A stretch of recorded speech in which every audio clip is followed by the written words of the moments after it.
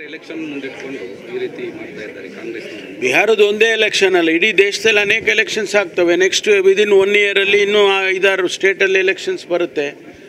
ಮುಂದೆ parliament elections ಬರುತ್ತೆ.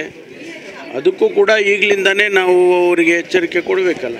ವಿಧಾನಸಭಾ ಎಲೆಕ್ಷನಲ್ಲಿ ಕೂಡ ಈ ರೀತಿ ಆಗಿದೆ. ಅಂದರೆ ಕಳೆದ ವಿಧಾನಸಭಾ ಎಲೆಕ್ಷನಲ್ಲಿ ಕರ್ನಾಟಕದಲ್ಲಿ ಅದನ್ನು 2023 ಅಲ್ಲೂ ಕೂಡ ಈ ರೀತಿ ಆಗಿದ್ದು ಆ ಥರ ಡೌಟ್ ಇದೆ ಅಲ್ಲ, ಅದನ್ನು ನೋಡೋಣ ಆಮೇಲೆ. ಈಗ ನಾವು ಕೆಲವು ಪಾರ್ಲಿಮೆಂಟ್ ಎಲೆಕ್ಷನ್ನಲ್ಲಿ ಕೆಲವು ಕ್ಷೇತ್ರದಲ್ಲಿ ಆಗಿದೆ ಅಂತೇಳಿ ಮೇಲ್ನೋಟಕ್ಕೆ ಆಗಿರುವಂಥ ಇದು ವಿಚಾರದಲ್ಲಿ ಕೊಟ್ಟಿರ್ತೇವೆ. ಒಳ ಮೀಸಲಾತಿಗಿಂತ ವಿರೋಧ ಇದೆ ಅಂತ ಯಾವನ್ರಿ ಹೇಳಿದ್ದು? ಯಾವನು ಹೇಳಿದ್ದು? ನಾವೇ ಮಾಡಿ ನಮ್ಮನ್ನೇ ವಿರೋಧ ಮಾಡಿದ್ರು ಅಂತ ಹೇಳಿದ್ರೆ ಹೇಳಿದ್ದು ಯಾರು ಹೇಳಿ ನೋಡೋಣ? ಕೊಟ್ವಿ. ಯಾರಿಗೆ ಹೇಳಿದರು ನಿಮಗೆ? Where is the source for you? ನಿಮಗೆ ಯಾರು ಹೇಳಿದರು?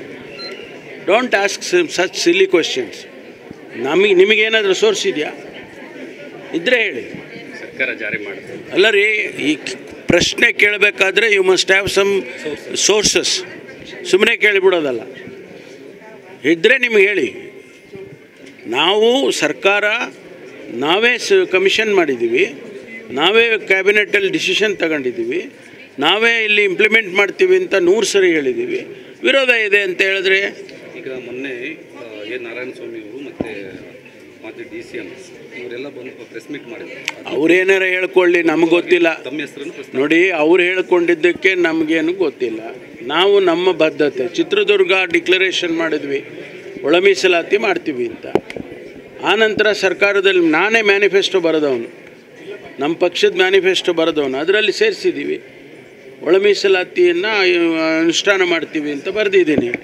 ಅದರಲ್ಲಿ ಕಮಿಷನ್ ಮಾಡಿ ಅದಕ್ಕೆ ಕೋರ್ಟು, ಹೈಕೋರ್ಟ್ನಿಂದ, ಸುಪ್ರೀಂ ಕೋರ್ಟ್ನಿಂದ ಡೈರೆಕ್ಷನ್ ಬಂದ ಮೇಲೆ ಡೇಟಾ ಎನ್ಯುಮರೇಟ್ ಮಾಡಬೇಕು, ಡೇಟಾ ಸರಿ ಇಲ್ಲ ಅಂತ ಅವರು ಡೈರೆಕ್ಷನ್ ಕೊಟ್ಟ ಮೇಲೆ ಮಾಡಿದ್ವಿ. ಈಗ ಡೇಟಾ ಬಂದಿದೆ, ಇಂಪ್ಲಿಮೆಂಟ್ ಮಾಡೋದಕ್ಕೆ ಮುಂದೆ ಸ್ಪೆಷಲ್ ಮೀಟಿಂಗ್ ಕರೆದಿದ್ದಾರೆ ಕ್ಯಾಬಿನೆಟ್ 16ನೇ ತಾರೀಕು.